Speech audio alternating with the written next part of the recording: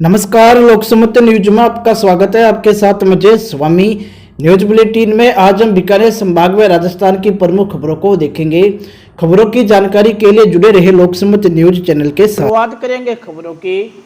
श्री गंगानगर में शहीद आजम भगत सिंह, सुखदेव और राजगुरु के शहीदी दिवस पर आज वामपंथी संगठनों के द्वारा शहीदों को पुष्पांजलि भेंट की गई।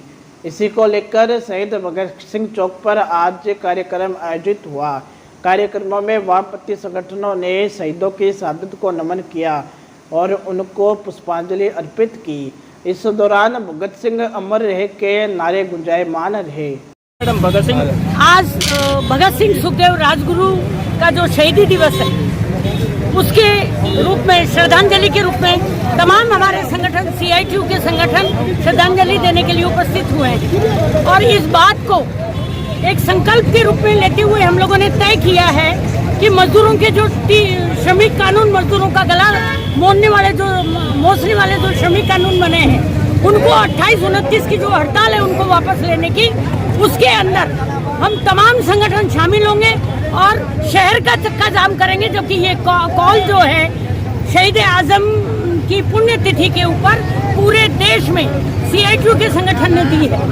और बड़े मजे की बात है कि जो लोग, जिनके कारण भगत सिंह को फांसी का फंदा चूमना पड़ा या भगत सिंह, सुखदेव, राजगुरु को फांसी दी गई, आज वो लोग भगत सिंह को याद करते हैं महज वोटों के लिए। लानत है ऐसे लोगों की सोच पर। ये बात तो सही है कि भगत सिंह को याद कर रहे हैं तो धन्यवाद, लेकिन भगत सिंह के रास्ते पर चलकर दिखाए। यही लोग 14 फरवरी को वैलेंटाइन डे पर कभी जन्मदिन मना देते हैं, वैलेंटाइन डे प्यार का दिवस ना मनाया जाए इसलिए, और कभी पुण्यतिथि के दिवस पर अपना और कोई कार्यक्रम रख देते हैं। ऐसे लोगों को बिल्कुल इनकी हरकत निंदनीय है। भगत सिंह को बेशक याद करें, लेकिन इस तरह का डबल चेहरा लेकर नहीं, भगत सिंह के रास्ते पर चलने की कोशिश करें। इनकलाब जिंदाबाद। बढ़ते हैं अगली खबर की ओर। हनुमानगढ़ से संवाददाता प्रदीप पाल ने बताया कि राजस्थान में दलित समाज पर बढ़ रहे अत्याचारों के खिलाफ आज बहुजन समाज पार्टी के कार्यकर्ताओं ने जिला कलेक्ट्रेट पर प्रदर्शन किया। प्रदर्शन के बाद राष्ट्रपति के नाम जिला कलेक्टर को ज्ञापन सौंपा गया। बसपा प्रदेश प्रभारी सीताराम शीला, प्रदेश महासचिव भोला सिंह बाजीगर व जिला अध्यक्ष महावीर सैजीपुरा के नेतृत्व में सौंपे गए ज्ञापन में बताया गया कि राजस्थान में पिछले 3 सालों में दलित समाज पर जुल्म, ज्यादती व अन्याय, अत्याचार और महिला अत्याचारों में बेतहाशा वृद्धि हुई है। समाज पार्टी जिंदाबाद जिंदाबाद जिंदाबाद। बाबा साहब डॉक्टर भीमराव अम्बेडकर अमर रहे। बहन कुमारी मायावती जी जिंदाबाद जिंदाबाद जिंदाबाद। कांग्रेस सरकार मुर्दाबाद मुर्दाबाद मुर्दाबाद। आज बहुजन समाज पार्टी हनुमानगढ़ द्वारा राजस्थान के अंदर लगातार गरीबों व दलितों पर लगातार अत्याचार हो रहे हैं, सरेआम मर्डर किए जा रहे हैं, बहन बेटियों की इज्जत लूटी जा रही है। जो यहाँ पर गहलोत की सरकार है उसका दलितों की ओर, गरीबों की ओर बिल्कुल भी ध्यान नहीं है।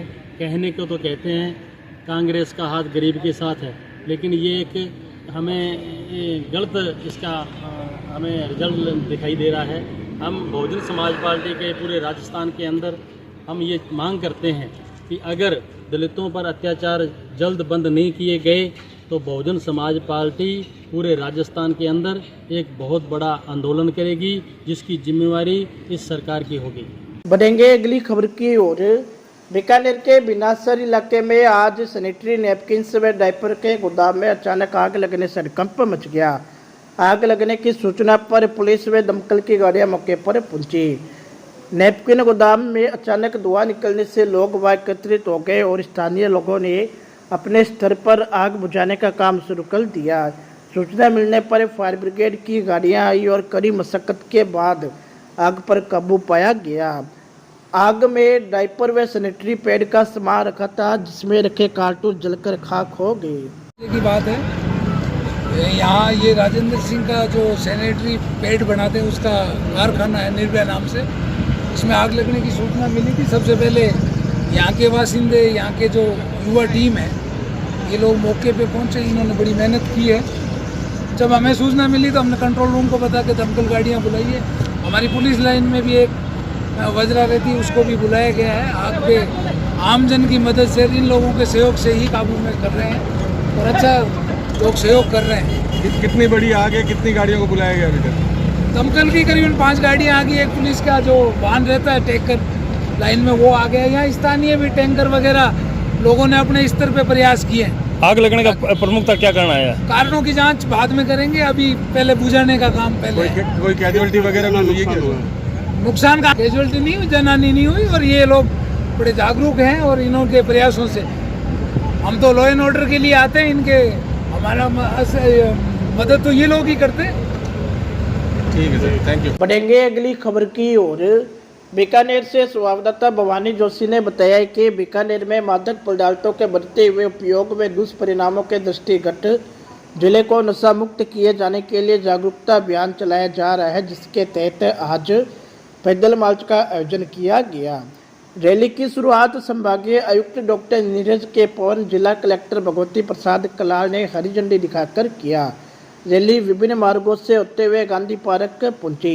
रैली में आंगनबाड़ी सहयोगिनी, एनसीसी स्काउट सहित अनेक कार्यकर्ताओं ने हिस्सा लिया।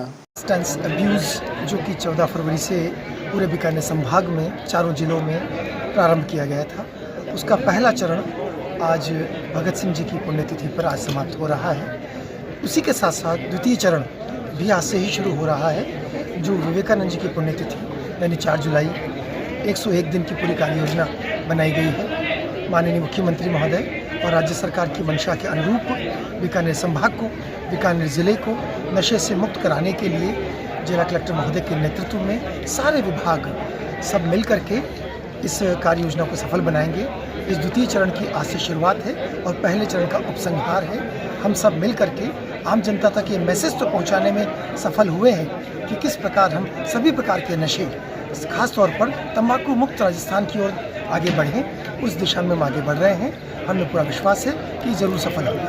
आपको पता है कि डेयरी बूथ सारे सरकारी हैं, वहाँ पर किसी प्रकार के तंबाकू उत्पाद का विक्रय पूर्णतः प्रतिबंधित है। उसके बावजूद कई जगह पर ऐसा पाया जा रहा था कि वहाँ पर सिगरेट, गुटखा बिक रहा था। उस पर कल कार्रवाइयाँ की गई और आज आपने देखा है बड़ा सुखद आश्चर्य और हमें पूरा ये इस बात का पता चला है कि किसी भी डेयरी बूथ पर कोई भी सिगरेट उत्पाद अब नहीं बिकेगा। इसी के साथ साथ जो माननीय मुख्यमंत्री महोदय की तंबाकू मुक्त राजस्थान की संकल्पना है, उसको पूरा करने में बीकानेर जिला एक कदम और आगे बढ़ा है। सर, किस तरह से कार्रवाई होगी अब? लगातार ये कार्रवाइयाँ चलती रहेंगी। किसी भी सरकारी स्कूल, सरकारी परिसर, हर को तंबाकू मुक्त बनाने का प्रयास किया जाएगा। उसी के साथ साथ शिक्षण संस्थान और चिकित्सा संस्थाओं में किसी प्रकार के 100 गज की दूरी तक कोई भी तंबाकू उत्पाद का विक्रय न हो, उसके लगातार कार्रवाई की जाती रहेगी। रुक करेंगे अगली खबर का। हनुमानगढ़ से सरदार शहर के बीच रेलगाड़ी चलाने की मांग को लेकर आम आदमी पार्टी कार्यकर्ताओं ने आज हनुमानगढ़ जंक्शन रेलवे स्टेशन अधीक्षक को ज्ञापन सौंपा। इससे पहले पार्टी कार्यकर्ता मांग लिखे हुए बैनर गले में लटकाकर नारेबाजी करते हुए स्टेशन पर पहुंचे और ज्ञापन सौंपकर मांगों से अवगत करवाया। इस मौके पर जिला अध्यक्ष सुरेंद्र बेनीवाल ने बताया कि हनुमानगढ़ से सरदार शहर की दूरी करीब 160 किलोमीटर है। वर्तमान में यात्रियों को हनुमानगढ़ से सरदार शहर के बीच अधिक किराया देकर बसों व निजी वाहनों से आवागमन करना पड़ता है। 160 किलोमीटर लंबा एरिया है और इस पूरे क्षेत्र में सिवाय लोक परिवहन और राजस्थान राज्य पथ परिवहन निगम और प्राइवेट बसों के अलावा आवागमन का कोई जरिया नहीं। ये जो अधिकांश एरिया है ये रेतीला एरिया है और सारा का सारा जो एरिया है वो वर्षा पर आधारित है। अमूमन यहाँ जो है अकाल जैसे हालात रहते हैं। आर्थिक दृष्टि से जो लोग हैं वो ज़्यादा मजबूत नहीं है और रेल की सुविधा न होना इस क्षेत्र के लिए जो एक अभिशाप है। रेलवे की सुविधा नहीं होने से इस एरिया में जो है उद्योग धंधे विकसित नहीं हो रहे हैं। इस क्षेत्र में जिप्सम का अकूत भंडार है, लेकिन परिवहन की व्यवस्था नहीं होने से जो है वो उसे सरकार ना तो लीज के लिए पट्टे जारी कर रही है, ना ही किसानों को उससे कोई लाभ हो रहा है और ना ही जो है वो अन्य राज्यों को या भारत के बाहर भी जो है वो जिप्सम को अगर भेजा जाए तो उससे इस एरिया की अर्थव्यवस्था सुदृढ़ हो सकती है। लेकिन उसके लिए सबसे जो मस्ट है वो रेल चाहिए। रेल की सुविधा नहीं होने से हनुमानगढ़ से सरदार शहर 160 किलोमीटर के लंबे रास्ते तक पहुंचने के लिए कम से कम 4 घंटे का समय लगता है और लोगों की जेब पे जो है वो राज्य परिवहन निगम और प्राइवेट बसों के द्वारा जो एक तरीके से डाका डाला जा रहा है। जहां अमूमन 40 से 50 रुपये खर्च होना चाहिए, वहां 200 से 250 रुपये जो है एक तरफ जाने का खर्चा है।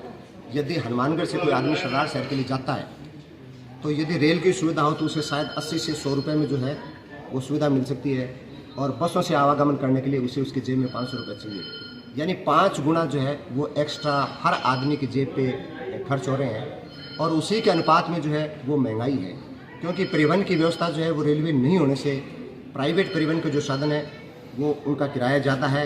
इससे इस क्षेत्र के लोगों को जो है अन्य क्षेत्र के लोगों की अपेक्षा चीज़ें जो है वो महंगी मिलती है।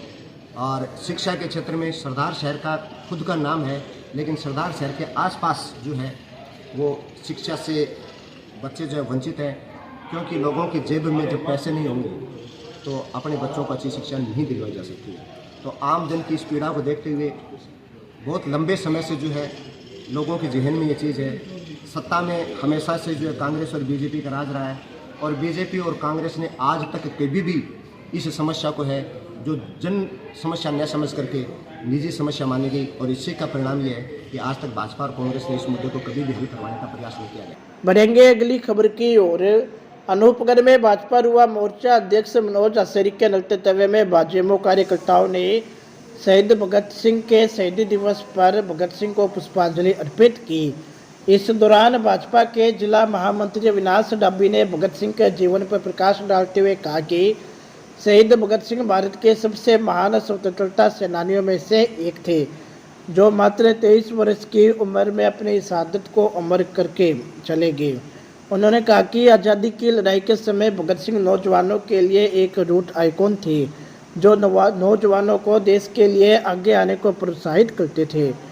इस मौके पर भाजपा के जिला मंत्री सुनील गोदारा, मंडल अध्यक्ष मुकेश शर्मा, मंडल महामंत्री विजय सांकला के नेतृत्व में अनेकों भाजपाई उपस्थित हुए।